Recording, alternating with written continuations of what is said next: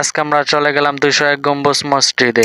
প্রথমে আমরা তিন ভাই মিলে মোটরসাইকেল দিয়ে বের হয়ে গেলাম। আর কিছুক্ষণ যাওয়ার পরে দেখি যমুনা সরকার, এখানে আমরা তিন ভাই ওই দিক দেখতেছিলাম মোটরসাইকেল মধ্যে যাই, আমরা গন্তব্যে পৌঁছলে হয়েছে। আর তার কিছুক্ষণ যাওয়ার পরে দেখি বিশাল বড় একটা গরুর হাট, এখানে অনেক গরু।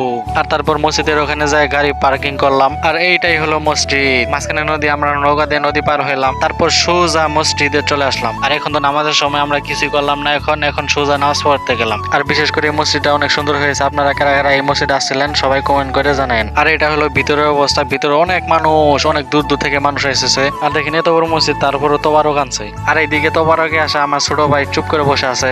আর তারপর আমরা নামাজ টামাজ পড়ে তারপরে মসজিদের ওখানে ঘোরাফেরা করলাম। মসজিদের ভিতরের অংশটা অনেক সুন্দর, ঘোরাফেরা করলাম আমরা। আর তারপর এই দিকে দেখেন হুজুরকে নিয়ে সবাই ছবি উঠতেছে। আর তারপর আমরা নামাজ শেষে মসজিদের চাদর উপরে উঠে বললাম। আর তারপর আমরা অনেক উপর উঠতেছি, এটা কি যেন বলে মিনা নাকি, একদম চিকন চিকন সিঁড়ি, আমরা বেয়ে বেয়ে উঠে পড়লাম। আর তারপর আমরা অনেক উপর উঠলাম, এখানের ভিউটাও একবারে অসাধারণ। আর এখান থেকে মসজিদ সুন্দরভাবে দেখা যাইতেছিল।